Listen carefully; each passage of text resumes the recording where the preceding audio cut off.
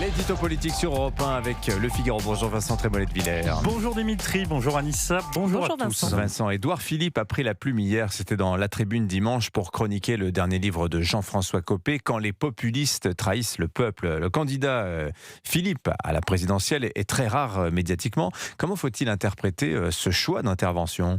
C'est compliqué de vous répondre Dimitri. L'Édouard Philippologie est une science dans laquelle il faut s'avancer avec la plus grande prudence.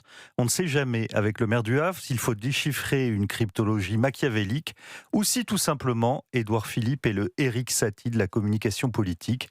C'est-à-dire qu'il préfère les silences aux notes. Depuis sa victoire au municipal qui devait lancer sa campagne présidentielle, il a fait un 20h pour ne rien dire, une interview à Ici Normandie pour dire que les Français en ont ras la couenne de la politique, et enfin, ce texte étrange dans La Tribune dimanche pour encenser le livre de Jean-François Copé. Apparemment, cette discrétion ne déplaît pas aux Français, puisqu'il monte dans les sondages, mais on ne peut pas dire que se dessine avec cette stratégie du murmure, une volonté farouche, une vision attirante, une espérance politique. Il y a bien quelques petits points, mais on peine à voir la vue d'ensemble.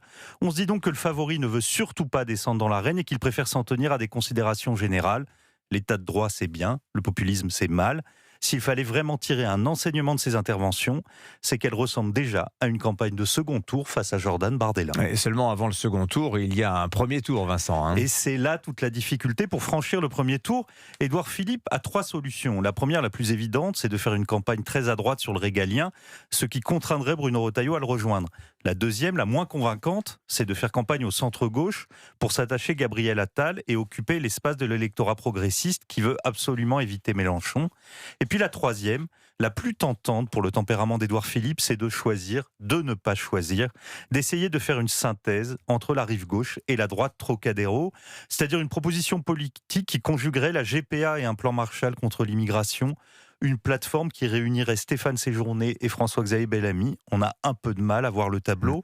Le risque de ce non-choix pour Édouard Philippe serait d'être pris en tenaille entre Gabriel Attal, qui va faire de la surenchère sociétale, et Bruno Retailleau, qui est décidé à renverser la table constitutionnelle. Alors, entre ces 3 solutions, donc la droite, le centre, la gauche, d'après vous, que va choisir Édouard Philippe ? Là, son intérêt serait évidemment d'aller à droite, c'est là que sont les réserves électorales, mais la Cour déjà en conseiller foisonne pour lui dire d'aller au centre, et si l'on prend les 2 dernières sorties d'Édouard Philippe, elles n'ont rien pour satisfaire la droite.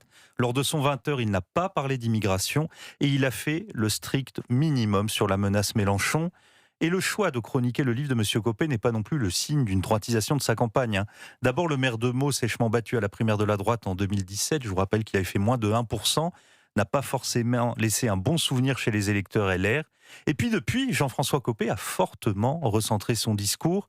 Il considère aujourd'hui qu'il est trop tard pour interdire le voile dans l'espace public et autorise même les élus d'opposition à le porter lors des conseils municipaux à Meaux.